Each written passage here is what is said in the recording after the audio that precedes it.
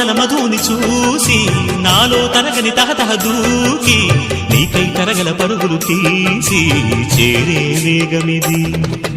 ఆరారు కాలాల వర్ణాలతో నీరాజనం నీకు అందించనా, ఏడేడు జన్మాల బంధాలతో ఈనాడు నీ ఏడు పండించనా. మరి తయారయ్యే ఉన్న వయ్యారంగా సయ్యత్తు ఒళ్ళోకి వాలంగా చూసుకొచ్చానమ్మా చూడు ఉత్సాహంగా చిన్నారి వన్నెల్ని ఏలంగా. ప్రతిక్షణం పరవశం కలగగా